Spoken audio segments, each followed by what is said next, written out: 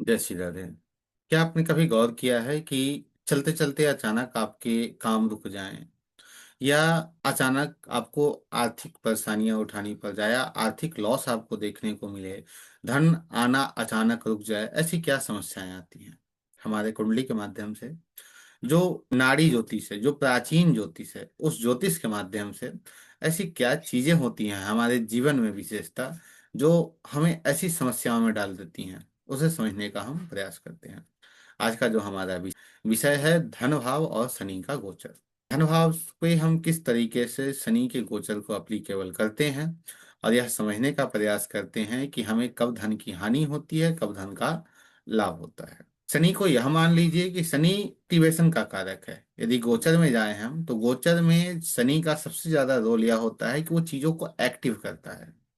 जहां भी शनि बैठेगा उस स्थान को वो एक्टिव कर देगा। जैसे मान लीजिए आपके कुंडली में, एक एग्जांपल, मान लीजिए आपकी कुंडली में दसम भाव पे शनि का गोचर आया, तो वो दसम भाव को कष्ट देने के लिए नहीं आया है। वो इसलिए आया है कि आपके वो दसम भाव को एक्टिव कर सके, अर्थात आपके काम को एक पुश दे सके, आपको काम में उन्नति प्रदान करा सके, या फिर आपको ट्रांसफर दे सके, इसलिए वो वहां उपस्थित हुआ है।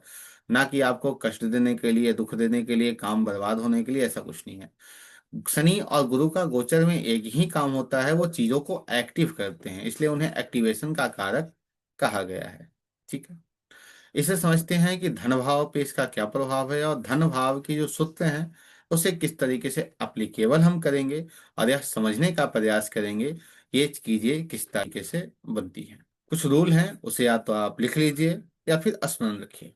सर्वप्रथम यह देखिए, रूल नंबर 1, कि आपके धन भाव से दूसरे भाव का स्वामी और 11वें भाव का स्वामी कौन है। जैसे सभी के कुंडली में धन भाव से दूसरा भाव कौन सा हो जाएगा? तीसरा भाव। धन भाव से 11वां भाव कौन सा हो जाएगा? 12वां भाव। तो यहाँ पे हमने दो भाव अलग कर लिए, कुंडली का तीसरा भाव, कुंडली का 12वां भाव। अब ये दोनों कुंडली में हम यह इन दोनों भाव के अधिपति को, अब इस कुंडली में देखेंगे कि भाव के अधिपति कौन है, अर्थात दूसरे भाव का अधिपति कौन है और 12वें भाव का अधिपति कौन है। अब मान लीजिए मेष लग्न की कुंडली है, तो मेष लग्न की कुंडली में तीसरे भाव का अधिपति कौन हो जाएगा? लॉर्ड हो जाएगा, बुध। अब बुध को हम जाके देखेंगे नववांश कुंडली में वो किस राशि में बैठे हैं। अब रुक जाइए यहाँ। अब फिर दूसरा देखिए कि आपकी कुंडली का जो 12वां भाव, अर्थात धन भाव से जो 11वां भाव है, उस भाव का जो स्वामी आपके कुंडली में बना है, वो नववांश में कहाँ बैठा है? मतलब जब मेष लग्नी की कुंडली है, तो मेष लग्नी के कुंडली में धन भाव 12वें भाव का स्वामी अर्थात गुरु आपके नववांश कुंडली में कहाँ बैठा है। ये दो ग्रह हमने अलग कर लिए। मेष लग्नी कुंडली में हमने देखा कि जो तीसरे भाव का स्वामी बुध है वो कहाँ बैठा है, जो 12वें भाव का स्वामी है गुरु, वो कहाँ बैठा है। अब वहां नववांश में हम ये नहीं देखेंगे किस भाव में बैठा है, हम यह वहां से बाहर निकालेंगे कि वो किन राशियों में बैठे हैं। तो जब भी इन राशियों पे, जिन राशियों में बुध बैठे हैं और गुरु बैठे हैं मेष लग्नी कुंडली में, जब भी इन राशियों से शनि गोचर करेंगे तो इस जातक को धन का लाभ होगा। सिंपल है। दूसरा भाव का दूसरा भाव, भयात भावम के अनुसार दूसरे भाव का जो दूसरा भाव है वो धन का कारक है दूसरे भाव के लिए। कितनी अच्छी कविता बन रही है, ठीक है। और दूसरे भाव से जो 11वां भाव है वो धन के लाभ को दर्शाता है, और दूसरे भाव से जो दूसरा भाव है वो धन के बचत को, धन के संचय को दर्शाता है। तो जब भी दूसरे भाव के से दूसरा भाव अर्थात तीसरे भाव के स्वामी नववांश कुंडली में जिस राशि में बैठे हैं, उस राशि पे जब भी शनि का गोचर आएगा तो वह व्यक्ति धन संचय करेगा। दूसरा, जब भी धन भाव से 11वां भाव अर्थात धन भाव से जो 11वां भाव मतलब 12वां भाव आपके कुंडली का है, 12वें भाव के स्वामी नववांश कुंडली में जहां जिस राशि में स्थित हैं, जिस राशि में बैठे हैं, उस राशि पे जब भी शनि का गोचर आएगा तो आप यह देखेंगे कि उस व्यक्ति को धन की प्राप्ति हुई है। समझ में आ गया? आगे चल के हम किसी कुंडली पे इसे प्रैक्टिकली समझाएंगे कि किस तरीके से इसे हम अप्लाई करते हैं कुंडली पे। इससे विपरीत एक और रूल समझ लेते हैं। ये तो धन प्राप्ति का है, अब धन का विनाश कब होगा? क्योंकि पुस्तकों में इसकी व्याख्या धन प्राप्ति से नहीं की गई है, धन विनाश से की गई है, कि कौन सा समय है जो धन का विनाश करता है। उसे देखने के लिए भी इसी रूल को अप्लाई करेंगे, लेकिन थोड़ा सा बदल देंगे। बदलना क्या है? यह देखिए कि दो आपका धन भाव है, अर्थात दूसरा भाव, तो दूसरे भाव से अष्टम भाव कौन सा है, और दूसरे भाव से 12वां भाव कौन सा है? तो दूसरे भाव से अष्टम कौन हो गए? नवम भाव। और दूसरे भाव से 12वां कौन हो गया? आपका लग्न। तो दूसरे भाव से जब नवम भाव, दूसरे भाव से अष्टम भाव अर्थात नवम भाव, नवम भाव का स्वामी, समझिएगा, नवम भाव का स्वामी आपके कुंडली में कौन सा ग्रह है यह देख लीजिए, और वह ग्रह आपके नववांश कुंडली में कहाँ बैठा है वो देख लीजिए। नववांश कुंडली में वो जिस राशि में बैठा होगा, जब भी उस राशि में शनि की शनि गोचर में आएंगे या शनि का गोचर आएगा, तो उस वक्त आपको धन संबंधित परेशानियां होंगी। या आप ज्योतिषी हैं, या आप कहा जाए एक LIC कंसल्टेंट हैं, इंश्योरेंस का काम करते हैं, या फैक्ट्री आपकी चलती है, मैन्युफैक्चरिंग का काम आपका है, मंथन का काम आपका है, डॉक्टरी का काम आपका है। यदि ऐसे काम है तो आपको इस समय अथाह पैसे आएंगे। यदि इनसे विपरीत कार्य आपके हैं तो आपको वहां समस्या देखने को मिलेगी। या हम यह कह दें आपको स्पष्ट रूप में कि यदि आप अष्टम भाव संबंधित तत्वों से जुड़ के काम कर रहे हैं तो यह आपके लिए बहुत श्रेष्ठ समय होगा धन प्राप्ति का। लेकिन वही यदि आप अष्टम भाव से विपरीत दिशा में काम कर रहे हैं तो यह समय आपके लिए धन संबंधित कष्ट का होगा, ना कि हानि का। अब हानि कब देगा? तो हानि आपको तब देगा जब यह 12वें भाव के नववांश की राशि में आएगा।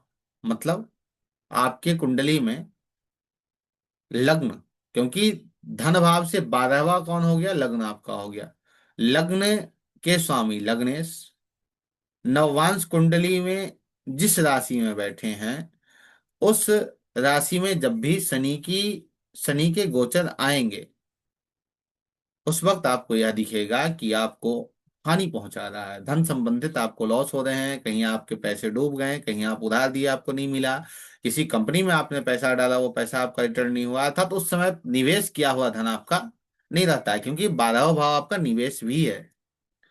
लेकिन उस वक्त यदि आप विदेश में निवेश करते हैं, या आप अपने जन्म स्थान से दूर हैं, तो आपको धन का लाभ होगा, क्योंकि आपने क्या किया? वहां पे कर्मा यूटिलाइजेशन कर लिया, कर्मा को आपने प्रयोगात्मक रूप से डिजाइन कर लिया। अब इसे आप, इस रूल को आप बहुत अच्छे से धन भाव पे लगाइए, नौकरी के लिए दसम भाव पे लगाइए, आप विवाह के लिए सप्तम भाव पे लगाइए। जैसे किसी का प्रश्न आ जाए कि विवाह अच्छा कब होगा, या अच्छा कब नहीं होगा, या बिजनेस हमारा कब अच्छा चलेगा कब अच्छा नहीं चलेगा, सिंपल है। वहां क्या आपको करना होगा? बहुत से ऐसे व्यक्ति तब आपके पास आते हैं, ज्योतिषी के पास व्यक्ति कब आता है?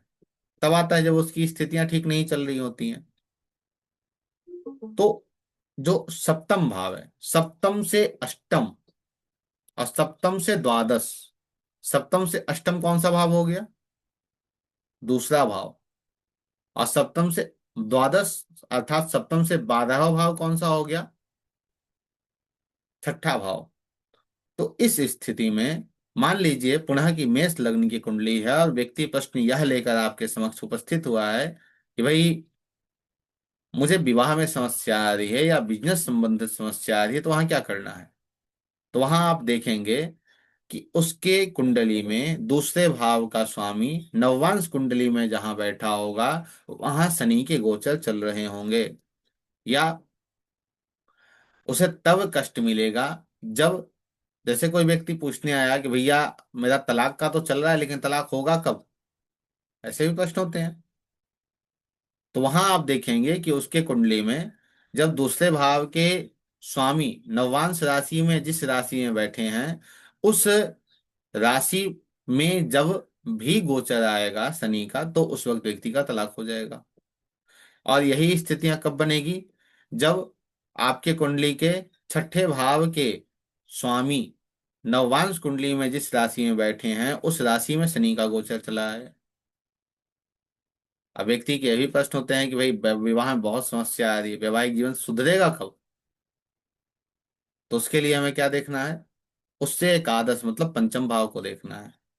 उससे सप्तम।